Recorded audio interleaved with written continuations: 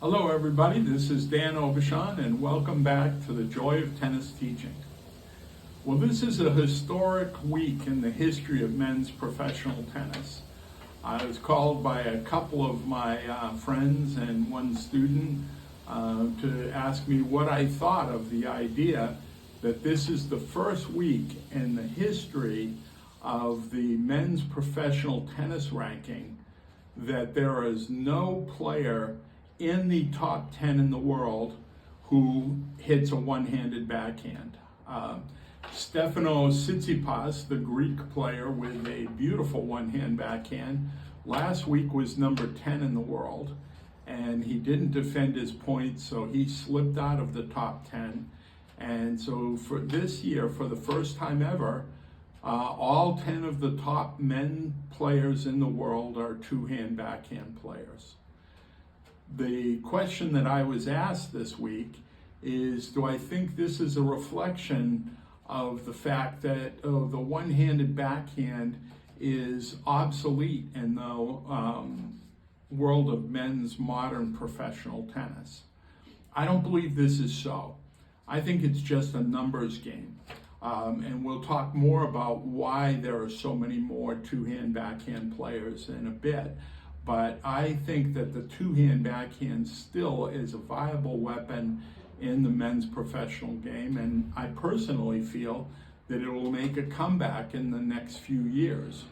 And I'll explain that again in a second. So, first of all, why do you think this happened? Why are there no more top players with one-hand backhands in the men's top 10?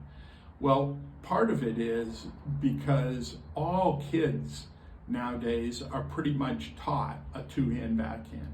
It's just easier to teach. It's simpler. You just tell the kids to grab onto the backhand and swing and turn their body when they hit it. This has happened so much so that I believe a lot of professionals, teaching professionals, have forgotten how to teach the one-hand backhand. This is because I see all the time now, I even see new adults coming out, and if they're new to the game of tennis, the first thing they're taught as beginners is how to hit a two-hand backhand to go along with their forehand. And I think this is a mistake. And the reason that this is a mistake is I think the two-hand backhand's a fabulous shot, and it's a great weapon in professional tennis. But all two-hand backhand players must also learn a one-hand backhand for certain emergency situations or to hit a low underspin ball. Even the best player of all time now, probably Novak Djokovic, has an amazing two-hand backhand, makes great use of the one-hand backhand in certain situations to change the pace of the ball, the spin of the ball. And I believe that there will always be a place for the one-hand backhand in the game. Many years ago, I was having a discussion with the great American player and then became a coach and is a real ambassador for the game, Stan Smith, who was number 1 in the world in the early 70s. Stan Smith was asked about the two-hand backhand, and this is back in the days when the two-hand backhand was a little bit rarer than the one-hand backhand. Stan envisioned a day when players would all return with two hands because it gave them an advantage, but would play with one hand because they had the versatility and the ability to approach and hit different shots.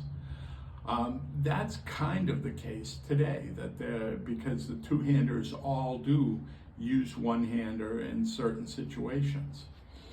Mats Wilander, the great Swedish player from the 80s and 90s, when he became number 1 in the world, he attributed it to the fact that he added the use of a one-hand backhand to his game, allowed him to get over the hump and go from being a great player who couldn't win majors to a player that won in the biggest events and became a Hall of Fame top number 1 in the world player. So That's my perspective on professional tennis. I also believe in professional tennis that the future is going to see players coming to the net more and more. And I see a comeback for the serve and volley player. And I believe that the one-hand backhand will aid players in developing that attacking style.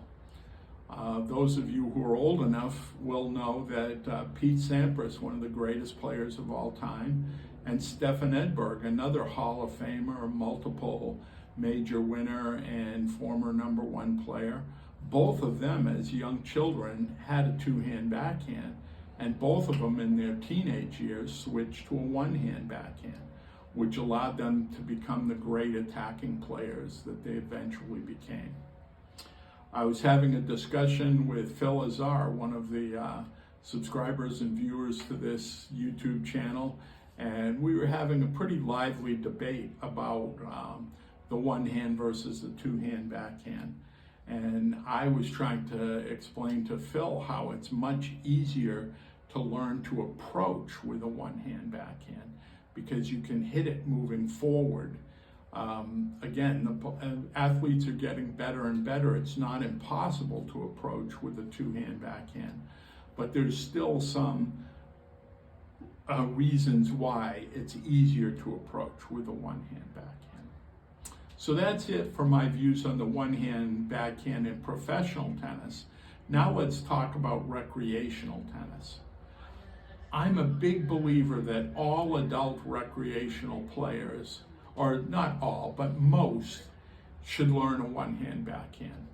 The two-hand backhand is a shot for young players and flexible players and fit players. Many of the top players that I worked with later in life, they told me they wish that they had a one-hand backhand because it's just easier to hit. It's less strenuous. It does not require the same amount of flexibility in your upper body rotation, nor the same amount of footwork.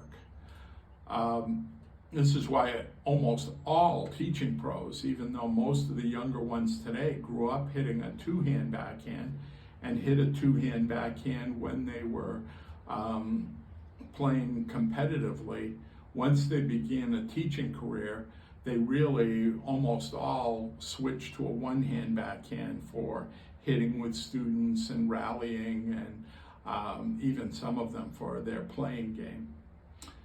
So why is this the result? Again, because it's just physically easier. You can reach more balls. You don't have to expend as much energy with your footwork as you do with a two-hand backhand. So here's my question to all of you. Do you still know how to teach a one-hand backhand? I believe there are a lot of coaches who don't. And that's because the difference between the two-hand backhand and the one-hand backhand has to do with the grip. In forehand, you can hold a variety of grips. You can have a full Western, a semi-Western, an Eastern, even a continental, and get away with it. But for the one-hand backhand, especially if you want to learn to hit it with a drive or a topspin, all one-hand backhand have this same grip, what's called some places the Eastern backhand grip, with your hand on top of the handle and your top knuckle on that front bevel or even on top of the handle. There's a little variety in that grip, but not much, because physiologically, when you hit the one-hand backhand, you have to have that grip in order to stabilize the racket. The only exception to this rule is when I was a very young PBI pro in Honolulu, I had a chance to do the Hawaii State Prison tennis program, and some of those guys were incredibly strong. And there was, I'll never forget, a fellow named Lou who was hitting topspin one-hand backhands with a full forehand grip. And I kept telling him, Lou, you can't hit a topspin backhand with that grip. And he'd do it again. And I said, Lou, you got to change to a backhand grip. And Lou finally stopped me and said, why? And I started to explain to him that you're not strong. And then I realized how ridiculous I was. Lou was strong enough that he could have held the racket in any position and hit any way that he wanted. Tennis racket and tennis balls did not depend on Lou's having normal physiology. But for the rest of us who don't spend 20 hours a day lifting weights, we have to hold the grip in this position in order to execute a one-hand backhand. I taught myself how to play, and I didn't teach myself with the right grip. So I had a one-hand backhand. Back in the early 70s, there were very few two-hand backhands.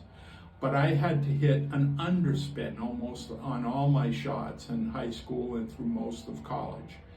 And every coach would tell me the same thing. If I had a better backhand, I might be able to play in the pros. And I needed to change my grip. But I couldn't figure out how to do it under competition, how to change my grip.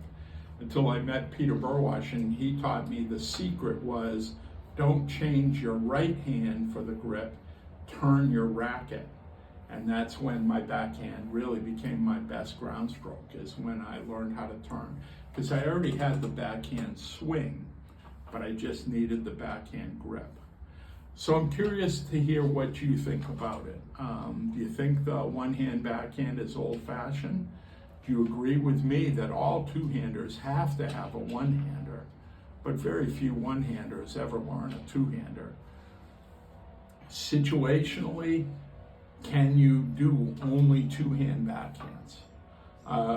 I hope I'll get some response to this, and I'm curious to hear what you think, because this is a historical week in men's professional tennis, but I believe we'll see some one-handers back in the top 10 very soon.